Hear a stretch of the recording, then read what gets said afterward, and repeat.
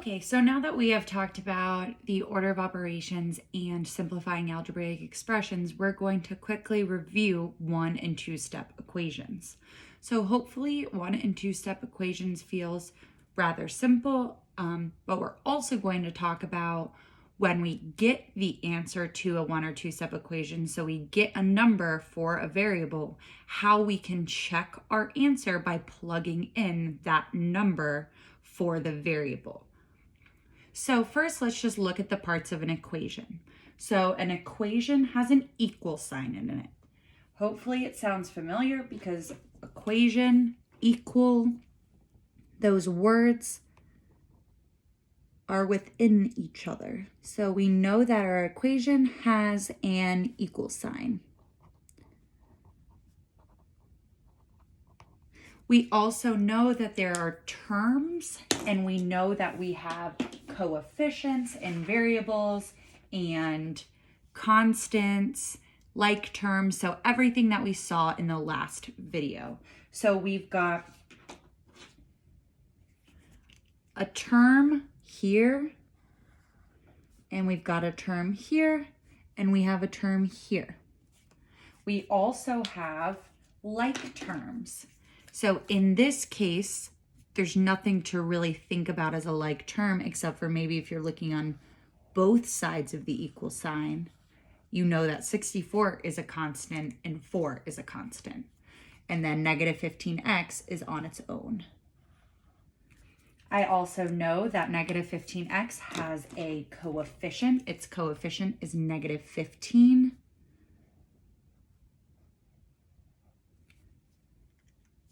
And then, like we said before, these are our two constants. So when I have an equation, at the end, when I'm done solving it, I get a number for that value. So in this case, as I solve the equation, I would end up with x equals negative 4.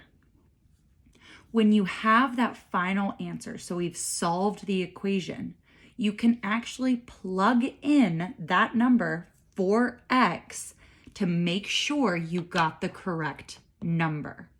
So what that looks like and how I will always demonstrate it is in place of where the x was in the original equation, I'm going to put parentheses and get rid of the letter so that the new equation looks like negative 15, parenthesis with a blank here, plus 4 equals 64.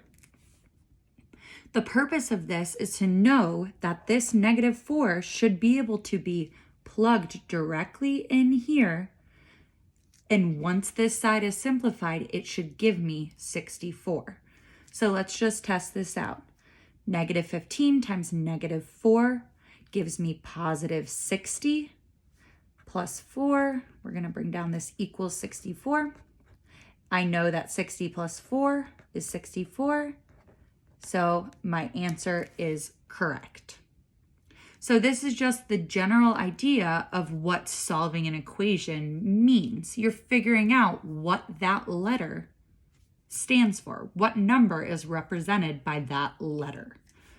So let's go into one-step equations.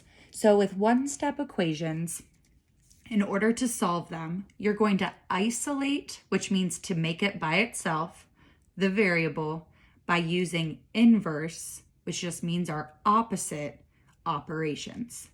So for example, my inverse operations are addition and subtraction. To undo one, you have to do the other. My inverse of multiplication is division. And then this is kind of our special new one. The inverse of an exponent is its root. So when we're doing addition and subtraction, all I'm thinking is, okay, if I am adding 3.5, I need to subtract 3.5. We're just thinking, okay, how can I get this letter, so our variable, completely by itself? So here I'm going to draw my line. I see g plus 3.5 equals 10. So in order to undo this addition, I need to subtract.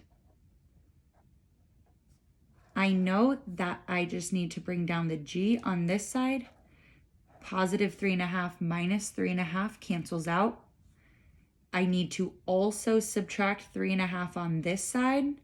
And if I struggle with adding and subtracting fractions, I can always draw my number line, because it's a lot easier to look at 10 and subtract 1, 2, 3.5 and realize that that is 6.5, rather than trying to think about it in my head.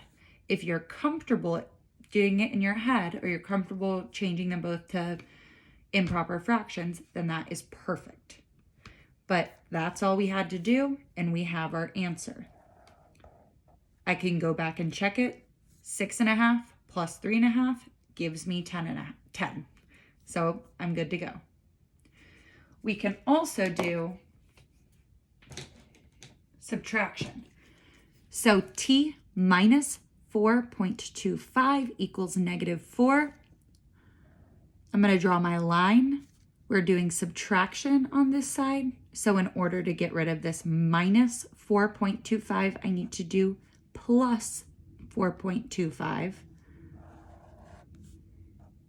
I'll bring down this t. These cancel out. I'm adding 4.25 to this negative 4.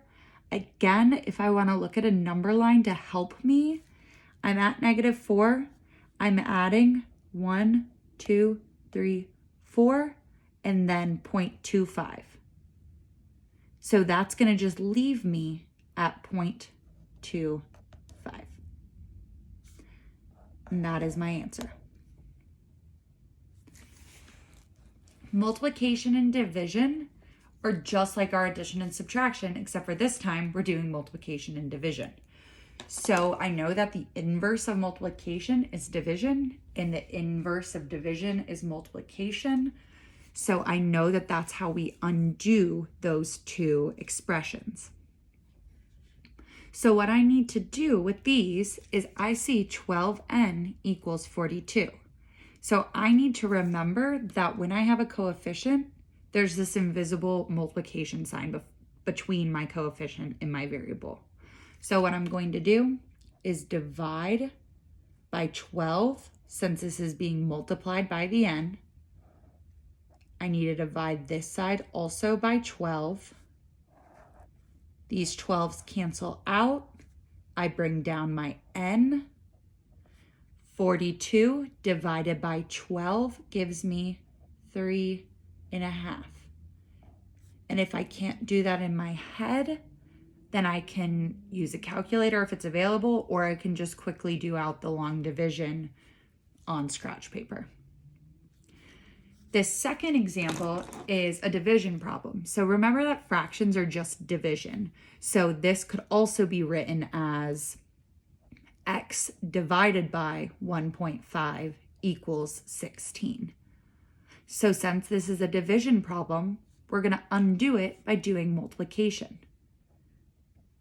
So in order to get rid of this divided by 1.5, I need to multiply both sides by 1.5. When I do that, I'm left with just my x on the left side, and I know that 16 times 1.5 is going to give me 24.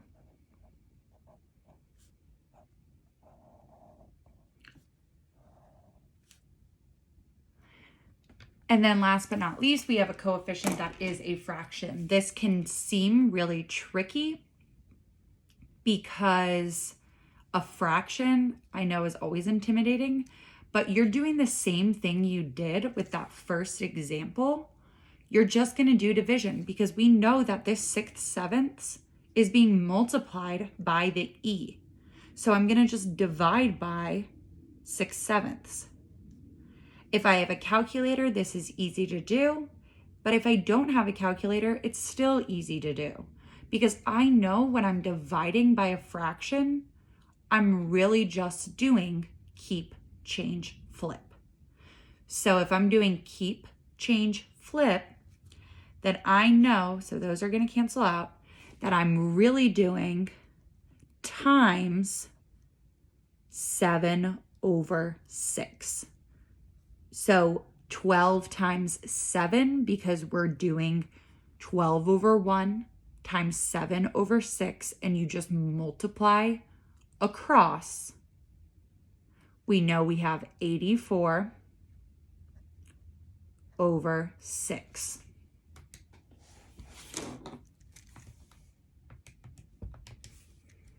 And 84/6 simplifies to be 14. So in this case, E equals 14. The last thing you can have for a one-step equation is just exponents and their roots. I just really want to stress that these are inverse operations. So you won't see that in our practice problems for today and for multi-step equations, but this is just really important to know for the Pythagorean theorem and just other parts further along in math. So x squared equals 81. To get this x totally by itself, we want to undo this squared by taking the square root. This square root cancels the squared out. What I have to do to one side, I have to do to the other. I know that x equals the square root of 81. And if I don't have my perfect squares memorized, I should, but if I don't, I can plug it into my calculator. I see that the square root of 81 is 9. So x equals 9. Same thing when you are looking over here, except for it's giving us the opposite. So it's telling me that the square root of some number, so the square root of x equals 6. So in order to get rid of this square root symbol and make the x by itself, we want to square it. What we do to one side, we need to do to the other. I bring down my x, and I know x equals 6 squared, which is x equals 36.